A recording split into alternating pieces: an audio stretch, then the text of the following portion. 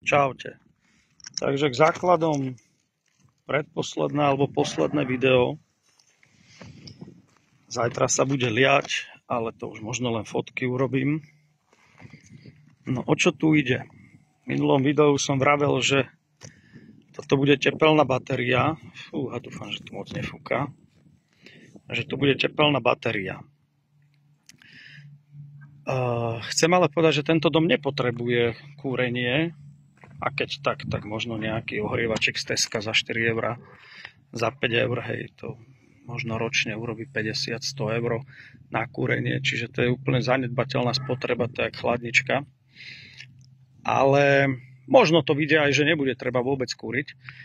Ale tento výmenník, ktorý tu je, tak to je v podstate kvôli tepelnej batérie, že keby človek chcel mať prípadne vyššiu teplotu alebo nejak naakumulovať v lete tú dosku len tak, že si povie OK, tak v zime bude mať vyššiu teplotu, ale hovorím, neviem, ako to tu na severe vyjde, možno bude treba akumulovať v lete tú dosku, tak sme to sem dali. Tak tá doska sa naakumuluje, ale prostredníctvom tej dosky sa naakumuluje aj steny, priečky, všetko. Lebo tu je komplet betón všade.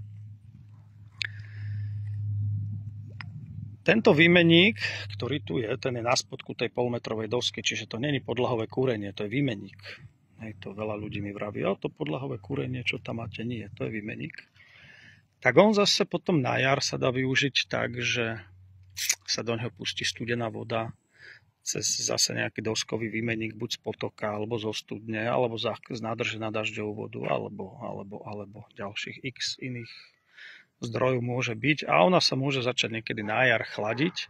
Keď už nie je treba kúriť v tom dome a už je teplo vonku, tak sa môže začať tá doska chladiť, aby bola na zimu na leto vychladená.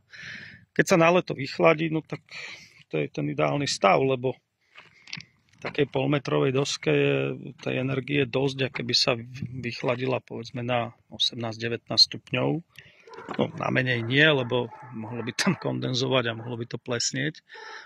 Ale povedzme na tých 18-19 stupňov, keby sa to ochladilo, tak ten dom celé leto vydrží krásne bez chladenia. Môžete mať otvorené dvere, okná, balkóny a v dome bude stále chladno, príjemne. Potom je tu takáto hrubá rúra, to je 32, to je taký môj nápad zaujímavý. To je v podstate predohrev teplej vody. Čiže studená voda sa predohreje v tej hrubej základovej doske, ktorá má vždy prebytok energie, to je úplne bez debaty. Tak tá teplá voda sa tam predohreje a získame úsporu teplej vody aspoň 50% určite. Možno aj viac, uvidíme, ako to bude fungovať.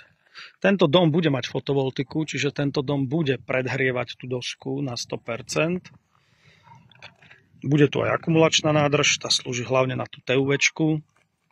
Ale nejdem to tu teraz celé vysvetľovať, ako to funguje, lebo jednak možno to ani nechcem všetko povedať. A je to zdĺhavé. Hej, tých kombinácií môže byť 1000. No, 1000 nie, ale môže ich byť veľa. Ako som vravel, v týchto miestnostiach druhých, tu tá doska funguje ako typický akumulátor, čiže ona si zohrieva samu seba a ešte aj podložie v lete, a v zime to teplo zase z tej zeme vystupuje do tejto miestnosti, čiže toto je sklad a hen tam vzadu je ďalší sklad. Takže takto to vyzerá. No potom tu máme len tak pro forma po obvode aj autokatalizátory a káble. Po obvode tu máme potom takto naťahané trubky na kúrenie, na radiátor. Keby náhodou bolo treba tie radiátory niekedy použiť, lebo môže prísť zima, povedzme minus 30 stupňov, tu už som to zažil.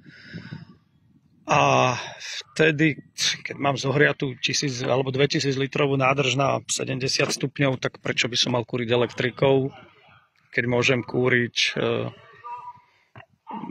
tou vodou naakumulovanou. Tak pokračujem. Neviem, kde som prestal. Aha, už viem.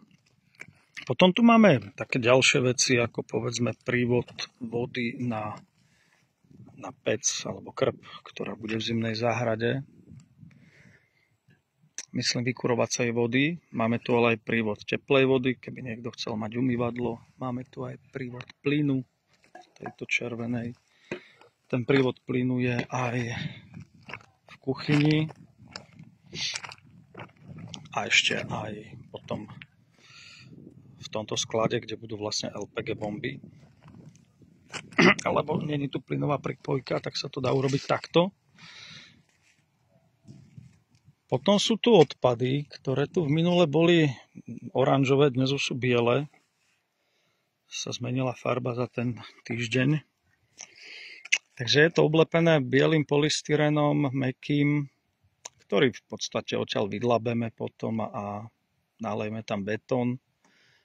Ale predtým nech je tam nejaká dutina, aby to potrubie, aby sme presne trafili do priečky alebo vedľa priečky, tak ako je určené, lebo tá doska je dosť vysoká a tie odpady sa zvyknú pohnúť.